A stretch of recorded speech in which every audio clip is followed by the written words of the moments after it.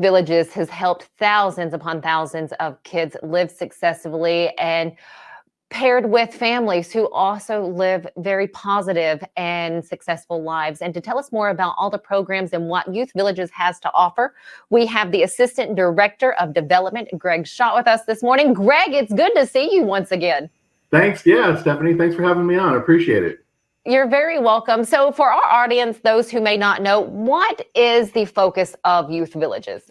So our focus is to take care of youth that are typically ages 12 to 18 years old. Some of our youth are younger, some of them are older as they age out of state custody.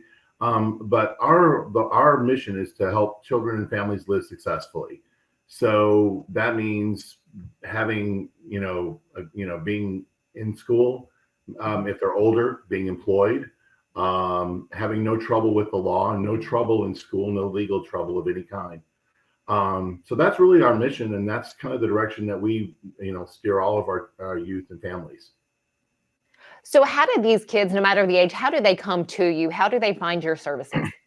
So primarily they're referred by the Department of Children's Services. About 95% of them are. The remaining 5% are referred to us through insurance agencies, church groups, many times schools. And that's actually starting to broaden a little bit. So we get, but the majority of them come through the Department of Children's Services. And these are the most vulnerable children with extreme behaviors that really need our help and need more intensive services than what other agencies can provide. Now, with these kids, are they paired with families, or are they living with their actual families? Are they paired with a foster family? And then how does that pairing work if they do need to be placed in a foster home?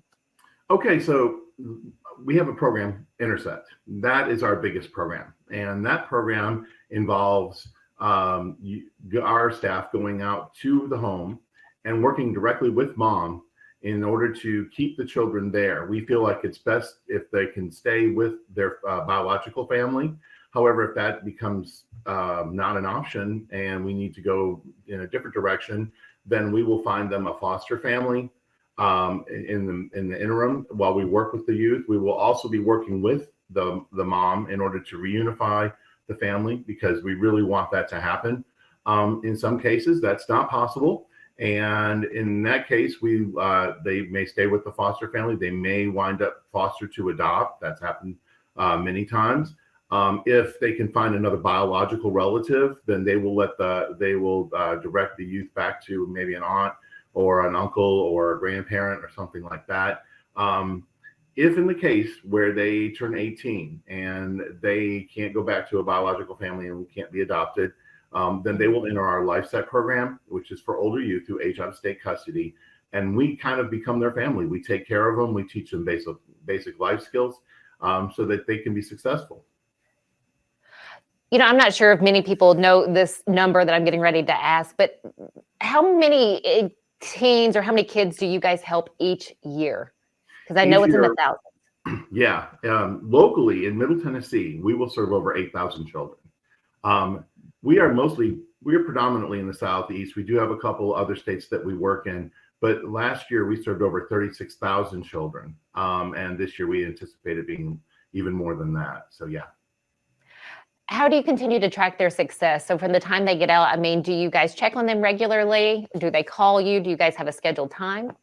Absolutely, yeah. So what we do is, obviously, when we're with the youth, if it's Intercept, we're visiting them 3 times a week. If they're in our foster care program, we're visiting with the family once a week.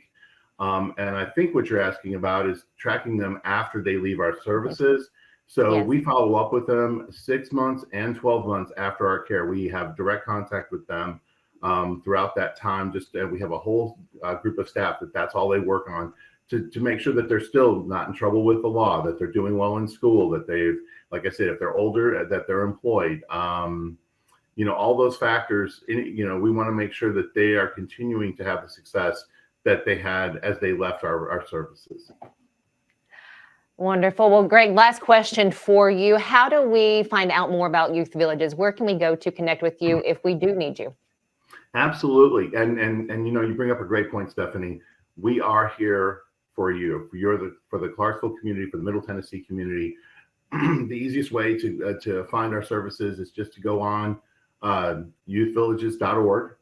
You can Google it, or you can just go on and you type in youthvillages.org, and we will come right up, and you can see the list of the states that we're in. Just click on our state, click on Middle Tennessee, and you can see all the programs, all of the contact information, including the local offices that serve your community.